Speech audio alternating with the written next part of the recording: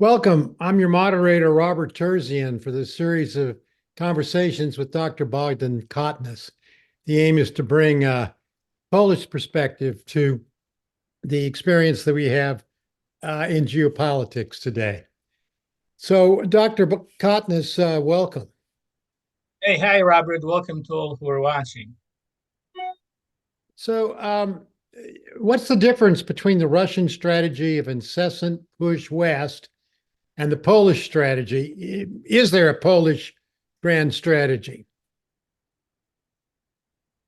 Polish grand strategy. The Polish strategy is to survive in the borders allocated by the world carvers ending World War II and to extend the period of peace, which we enjoy so much. Peace allows Poland to regain lost economic prosperity and international status and become a fully contributing member of the global community. And the more Poland develops its economy and military muscle, standing strongly on its feet, the more geopolitical options open up. A key question has been whether Poland benefits most from focusing its energies on creating alliances and economic development along a north-south or east-west axis. And looking at Poland's geography, we see that it is protected by the Baltic Sea from the north and the Carpathian Mountains to the south. It is vulnerable from the west to Germany and the east to Russia, its historical rivals. The east-west axis brought recent vulnerability and troubles, while the north-south axis used to give stability and hope. I believe that the war in Ukraine presents an historic opportunity to build alliances along the north-south axis that extends from Sweden and Finland in the north to Romania, Bulgaria, and Turkey in the south. How did the east-west, north-south configuration manifest itself in Polish history? Is there a pattern? Well, let me just give you like a shortcut through 1,000 years of Polish history. Of course, I will cut a lot of corners, and historians just, I apologize, but hopefully it will give you, a viewer, a clear, albeit simplified look at some overarching trends. Let's look at the east-west axis first. So we're going to rewind about 1,000 years. In the 10th century, the Piast dynasty secured the western borders from attacks by Catholic Germans. So then the pagan prince of Poland, Mieszko, married a Christian princess and accepted Christianity from Bohemia, present-day Czechia. It happened in 966. The baptism of Poland denied Germans an excuse to start a religious crusade against Poland. Now, the same experiment Poles repeated 4 centuries later, this time to secure the eastern borders. And this time they offered the crown of a Catholic Poland to a pagan prince, Jagiełło of Lithuania, through marriage to a Polish queen in 1386. And like Mieszko, or the Polish Mieszko, Jagiełło, the Lithuanian, accepted Christianity, became the king of Poland, and remained the Prince of Lithuania. And these two brilliant political maneuvers gave Poland 800 years of steady development, protecting the borders from serious threats along the east-west axis. So are there any examples of the north-south axis arrangement? Here are 2 examples of the north-south axis at work. First, looking to the south. Poles elected as king a Transylvanian prince, Stefan Batory, in 1576, who ruled until 1586, only 10 years, but regarded as a very good king. The plan was to extend Polish reach to the Black Sea through this alliance. King Batory also enforced Polish presence at the Baltic Sea, securing treaties that confirmed Polish rule over present-day Baltic states and Kaliningrad. So at that time, Poland extended from the Baltic Sea to the Black Sea. And second example, looking to the north, Poles offered the crown to a Swedish Vasa dynasty that ruled Poland from 1587 to 1668. It brought with it a short-lived union of Poland and Sweden. And one of the Vasa kings, by the way, moved the capital of Poland from Krakow to Warsaw, Warszawa, and mainly because Warsaw was closer to Sweden. The north-south axis enabled Poland to expand and secure its reach, again, from the Baltic Sea in the north to the Black Sea in the south. And then the disastrous 18th century brought an end to long-term strategic considerations. For 800 years, the attack from the west or the south did not really bring any existential threats to Poland. It was a nuisance, but Poland could handle it. However, a carefully planned, coordinated assault along the east-west axis from Prussia, the militaristic lead province that eventually united Germany and Russia simultaneously on both sides, broke Poland's back and led to the collapse of the Polish-Lithuanian Commonwealth. And this is what we kind of like in the media and history focus on, so we forget about all the time before. So after that collapse, there was no more east-west or north-south axis to consider anymore. It was basically game over. But then Poland lost its independence and the ability to decide about its fate for 123 years. And now, with the liberation from Russian colonialism in 1989, Poland started making relatively independent decisions and rapidly developing. So now when we look at it after over 30 years of continuous growth, the big strategic question is kind of like beginning to be whispered in the halls of power in Poland. Should Poland continue its development more along the east-west or north-south axis?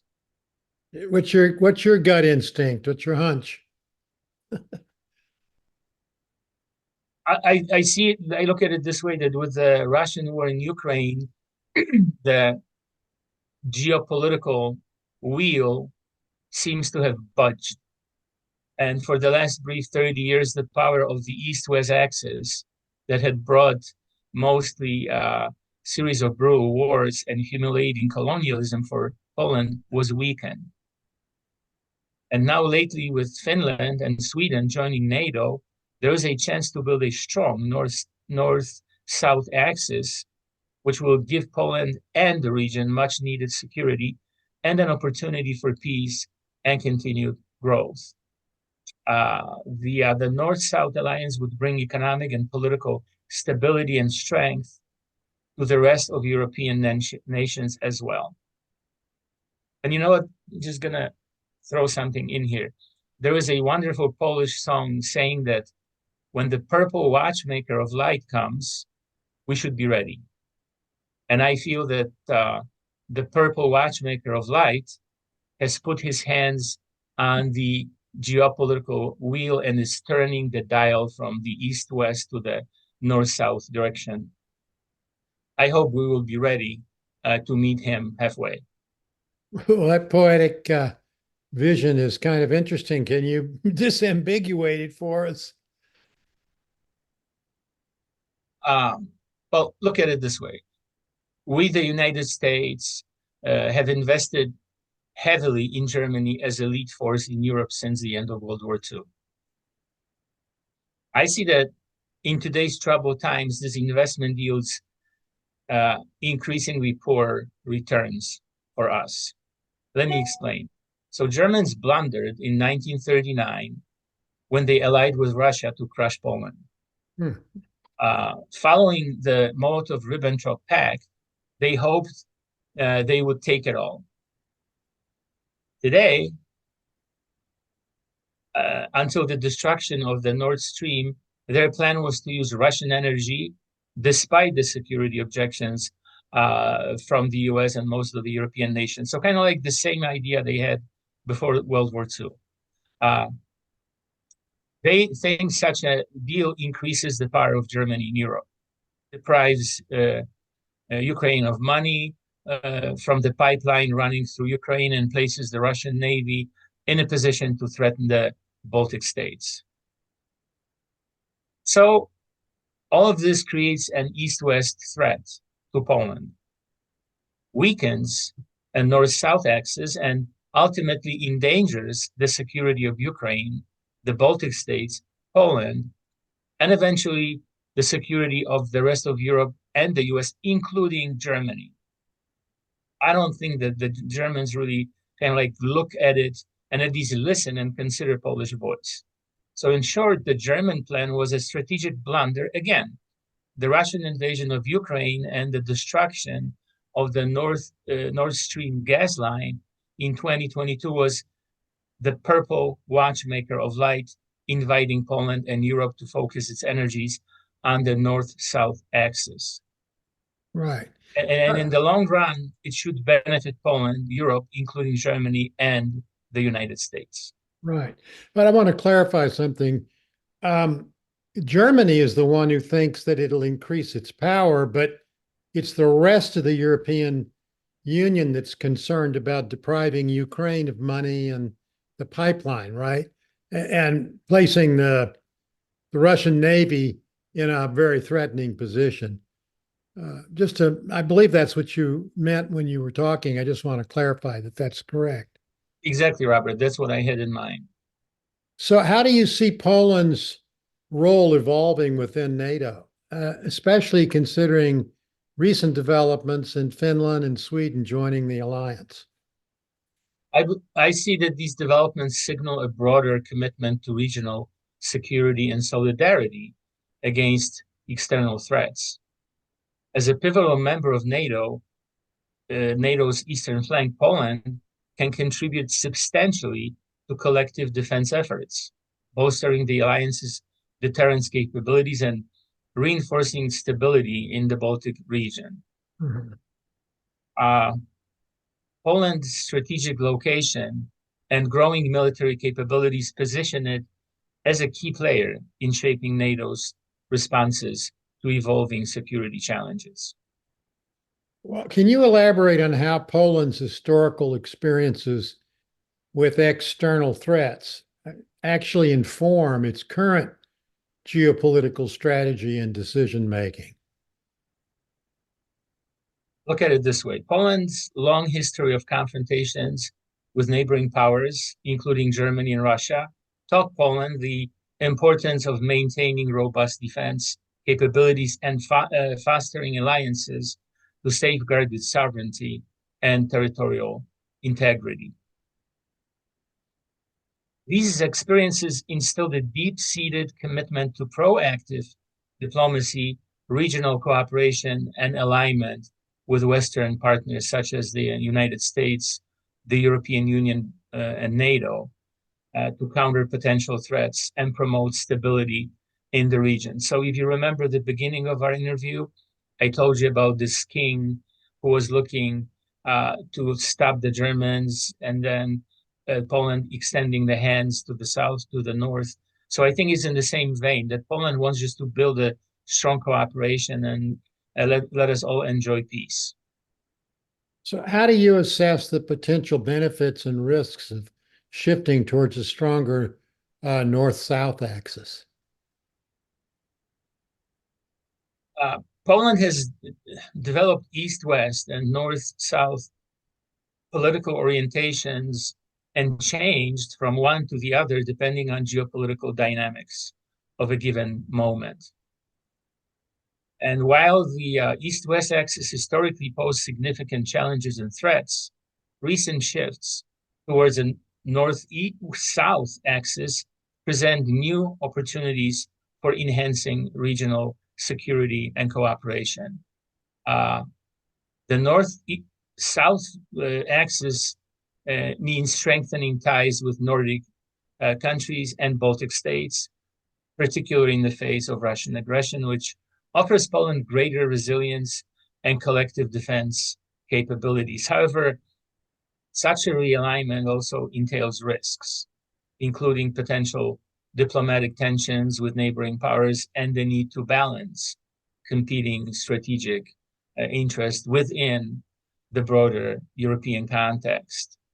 So once we recognize the already profound economic development of Poland and its gradually increased security potential, especially with Sweden and Finland all motivated to stand up to Russia, it is time for the US and Europe to recognize Poland's potential and adjust our investment strategy by committing more into the developing opportunity for Poland. Of course, it's an idea. It demands a lot of work, but I think it's worth considering. Well, what specific steps do you think Poland has to take to strengthen its alliances on a north-south axis? It's up to the politicians in Poland to figure out, but I would say that Poland should prioritize diplomatic engagement, military cooperation, and economic integration with countries like Sweden, Finland, Romania, Bulgaria, and Turkey. Be much more proactive and get busy diplomatically, politically. The time is right for Poland to forge joint defense initiatives, intelligence sharing mechanisms, and strategic partnerships with these countries. And I don't say that they don't do it. I'm just saying that I'm waiting for the outcomes. It's kind of like, for me, it's obvious. Additionally, within NATO and the European Union, Poland is uniquely qualified to advocate for enhanced collective defense measures, infrastructure development, and resource allocation to address emerging security challenges in the region effectively. And we need to stop with this senior junior partners, two speeds, and keeping Poland somewhere behind, because it's not helping anyone. Well, why is it necessary for Poland to develop strategic alliances with individual nations along any particular axis if all are already NATO members? Don't those alliances potentially weaken NATO? We had this interview about NATO. It's a dynamic, ever evolving configuration of countries, and then when you start counting soldiers and tanks or munitions, it doesn't look too good. But if you even look at the papers and the spirit of it, NATO is an umbrella organization of independent states, each of whom have an inherent and necessary right and obligation to prepare for their own national defense. So, like, we talk about this Article 5 and say that if anyone shoots a bullet at a NATO, then everybody's going to jump. Of course, they will not jump. So the thing is to just get it organized. It's a very complex endeavor. So this is the entire purpose of NATO, asking member nations to devote at least 2% of their budgets to their national defense. We've been asking humbly, maybe not so humbly, but still very few do it. So NATO calls upon each nation's defense capability in all domains in which those defense capabilities exist to operate cooperatively, but very difficult to force anyone into anything. So that means that NATO nations may standardize weapons and munitions and plan training operations together and pursue common objectives. In the event of an attack on any NATO member, each nation must decide what resources it can provide. So the obligation is that you're going to take it seriously. The obligation is not that every person able to carry a weapon in Portugal is going to run to the Polish border. So NATO expects nations to be strong, but it does not demand that the national military be subordinate to or dependent upon NATO. They're supposed to coordinate and not follow orders from NATO. That makes sense. I mean, even if people wanted to respond to something like an incursion into Poland, it's going to take a few hours, if not a few days. Meanwhile, Poland's been gobbled up much the same way that the Ukraine was gobbled up, even though they didn't have the NATO standing behind them. It took a while to get anybody else interested. And Meanwhile, that territory's gone. So, but thank you, Bogdan, for your invaluable insights into the geopolitical landscape facing Poland and the strategic considerations really facing all of Europe. The concept of a shifting geopolitical axis from east to west and north and south presents some challenges for sure, and also opportunities for Poland's future trajectory. Within NATO, I think you've made that clear, and the broader European context. Oh, Robert, thank you. And thank you, the viewers. I appreciate the growing number of participants.